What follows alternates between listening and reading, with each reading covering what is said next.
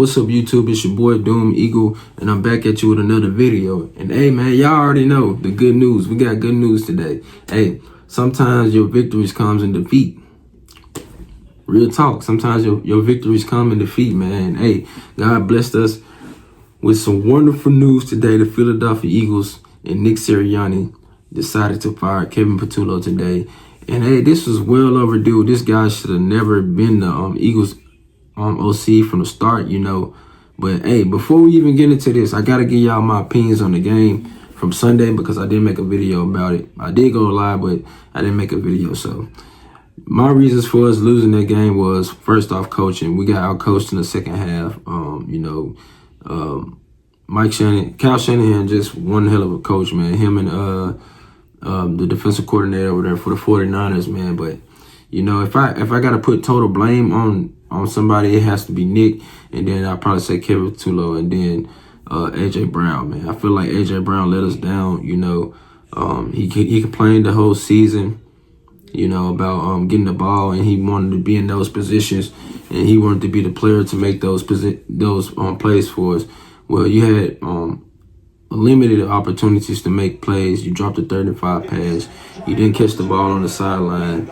You was complaining. Your attitude just, you know, this season, man, it just was bad vibes, man. I'm just glad that the season over with because it was very stressful, in my opinion. But you know, I kind of knew in the back of my head that we weren't gonna win it all this year because we just had an incompetent OC, man. So I gotta go with Nick Sirianni, Kevin Patullo, AJ Brown, then Jake Elliott for losing us that game Sunday night, man. Also, you know, just in general, bro, like the offense just wasn't in sync. We could not get anything going the whole year. We led the league in hitch routes.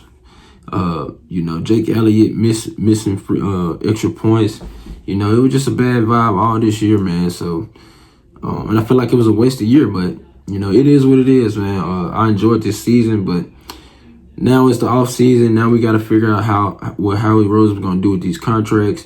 You know, who's gonna get signed, who's not gonna get signed, what direction we're gonna go in the draft this coming off season. But you know, man, out of all of that, man, we still got a little grace. You know, we was able to get one of the problems out of the door. But you know, I still feel like we still have a problem in the building, which is Nick Sirianni. And hey, feel free to agree with me, disagree with me, but you know, at the end of the day, we all got our own opinions, man. And Nick Sirianni cost us to collapse twice. You know, every time that he didn't get in the way of making a hiring decision, we went far in the playoffs. We went to the Super Bowl in 2022. We had a playoff run in 2021.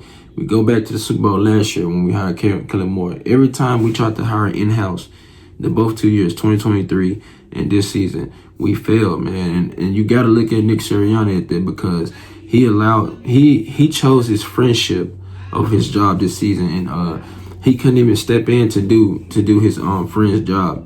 That's how bad he was. So my question is to the people that want to keep Nick Sirianni: what does Nick Sirianni do besides motivate the team? Wait. If it wasn't for Nick Sirianni's doings this season, we would have most likely went back-to-back Super Bowl champions. And don't tell me that it's not possible because we just seen the Chiefs do it, man. The Chiefs been in the last 5 out of 6 Super Bowls, so don't tell me it wasn't possible. This roster was built for us to go to the Super Bowl and have a long run. So we needed to get as many chances as we possibly can, man. But this season was wasted. And also with honestly, I feel like AJ Brown will be traded this offseason because, you know, just seeing those two what happened on the sideline, you know, that just, to me, it just shows like they both was upset. But from what I'm looking at, from me looking at it, man, I feel like, you know, there was just tension brewed up and boiling up from the beginning. So it's no telling. There's no telling, man. I feel like this is definitely AJ Brown's last season because, for one, he also left his jersey, signed autograph jersey to Quinyon Mitchell and did not talk to the press. And it just looks bad on AJ Brown. But who knows, man? I feel like if we keep Nick Sirianni, most likely AJ Brown is gone, man. But I hate it. He's still the best wide receiver in the Philadelphia Eagles history. You know, it just to be unfortunate. But sometimes, man, change is good. So hopefully that's not the case. But I mean, it is what it is. If we trade them, we trade them. But yeah, man. Man, let's talk about it, man. Let's talk about it, man. There's some more other things I wanted to talk about too. Now that Kevin Patullo is gone, I want to talk about how would you guys feel if the Philadelphia Eagles brought in Tod Monken? I feel like he would do a damn good job, especially with Jalen Hurts. I feel like that's probably the best OC that fits Jalen Hurts because Lamar is the same type of quarterback as Jalen Hurts. He's just more athletic and more elite in certain aspects. But if you look at it, man, Lamar Jackson was able to get 2 MVPs on a Tod Monken, man. So if it's me, I'm definitely going out there and giving him a call, either him or McDaniels. And also today, crazy, Mike Tomlin stepped down from the Pittsburgh Steelers as well. Man, if we could get him, which I know it's not going to happen, but man, him and Jalen Hurts would be crazy because also, too, in the draft, bro, the Cowboys wanted Jalen Hurts, and also Mike Tomlin wanted Jalen Hurts. So that would be crazy, man, if we could get Mike Tomlin in here, but I'm pretty sure it's not going to happen. They're not going to get rid of Nick Sirianni unless he has another bad season. But if it was up to me, Nick Sirianni would have been gone. But I also want y'all to see this video of Nick Foles breaking down the last play of the final drive of Sunday's game. Just listen to what he said about Nick Sirianni's play call and it just his play scheme in general, man. Check this out. There with Nick Sirianni and Kevin Patullo. The thing that I want to see Jalen more participating in the discussion, aggressive with it. Let me tell you this from a quarterback's perspective, because that's what people want to hear. In these moments, these are big moments in games. These are season-defining moments. I guarantee you, every single time I was in a season-defining, stressful moment, I had a play that I wanted called. I can think of one in particular. If you want to give an example. Let's go to the example. It's like, okay, the Philly special is for sure that. Hey, then let's go the next year against the Chicago Bears in the playoff game on 4th and 1. I went up to Doug. I wanted Q8 because we had the formation kill 34W. Boom, boom, boom. They were doing 0-0 hole. It was too hard to see. I said, I'm just calling Q8. We're gonna live and die with Q8. We're gonna go on the run. Golden's gonna win. We're running Q8. In this moment, as a quarterback, you have plays, and as an offensive coordinator, to head coach, you can suggest a play. But when you call a timeout and you're discussing everything on the sidelines, I'm asking my quarterback, what do you like right here? Here's the call sheet. Because that's what the coaches would do with me. When I was on teams where I was a leader and it was like a high-functioning offense and I was excelling, they'd be like, hey, what do you like? What do you want to call? Chicago Bears, when I played the Atlanta Falcons, Matt Nagy, when he threw me in the third quarter or fourth quarter, he's like, you just call all the plays, everything you want. I called the rest of the game for the most part as a quarterback. And this would be my challenge going into the next season. And this is Jalen Hurts' next step. They're going to have to, in offseason training, when they get together and do practices, they're going to have Jalen call it periods where, hey, Jalen, it's you. Hey, we'll give you, if you want a call sheet, have a call sheet. Or if you want to run a play in no huddle, you call the 2-minute. They might already be doing this, but I think the next step in his progression, I think he's great when they call plays and he runs plays and they're on the same page. He's shown that. He's a Super Bowl champion, Super Bowl MVP. I believe Jalen Hurts can be even better and better and better and better. His next thing is in the moments like this, I want to see him vocal on the sidelines. I want to see, listen, you went spread right, 3-jet, all go to win the game on 4th and 11 on That's your what we're own looking at right 21. here on the screen, right? And I'll tell you this, that discussion on the sideline, I will say this. They know from film study 100% when they go double mug, and they know in this situation, they probably told Jalen, hey, historically 4th and 1, we did the 4th down cut-ups. Hey, they're going to double mug this. They're going to bail. We're going to put Saquon to the field. Kendrick's is going to open to the field.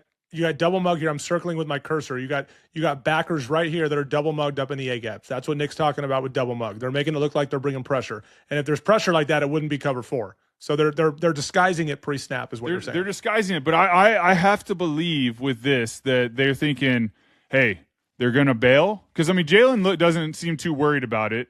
And, I mean, if I get – and they have all go on. If they thought they were blitzing, they would have had, like, slants on or something.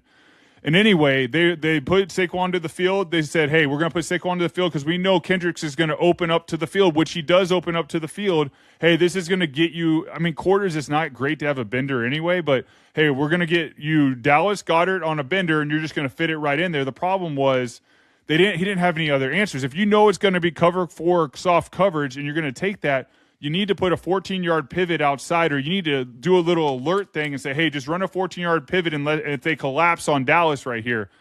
It's just a very simple, non-complex play.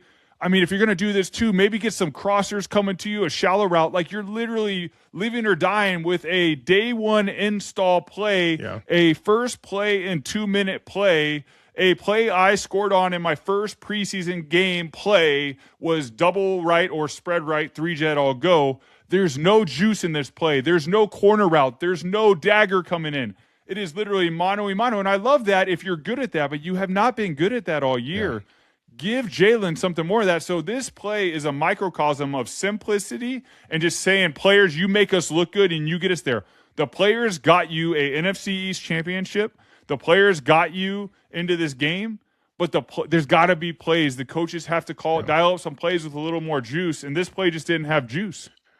Yeah, man, y'all saw it what Nick Foles was saying, man, and I agree with him because if anybody knows anything about football, that played football and just watch football in general, you know that the play calling was the issue. Yes, the players maximized what they could do in this offense. You know, Jalen Hurts could have played better Sunday as well as far as like scrambling the ball, but I agree with Nick Foles. Like, he was on point, bro. How do you call all verticals? You don't call nothing but across the field on any of those plays. Like, but then, you know, I get it. Jalen Hurts did try to force it to Dallas Goedert, but at the same time, AJ Brown wasn't catching the ball, so Jalen Hurts could have possibly lost trust in him in that game if we keep it in the book. But you know, man, it's crazy, man. I'm just happy that the problem is one of the main issues is gone. Hopefully we can bounce back, man. We definitely have the talent. We still got to address a couple of things in the offseason. But y'all let me know what y'all think in the comments, man. Are y'all happy that Nick Sirianni fired Kevin Patullo? And let me know in the comments, who do you think the Philadelphia Eagles should hire next as an OC? I feel like Jalen Hurts should definitely have say-so in this, man. It's only right, and I would only hire a OC if he's willing to be extended, like for multiple years, at least 2 years. We're not finna do another one and done, bro. If you're not trying to stay here for more than 1 year, then you can't get the job. But go Bears, man. It's been a wonderful season, man. Doing me, go out.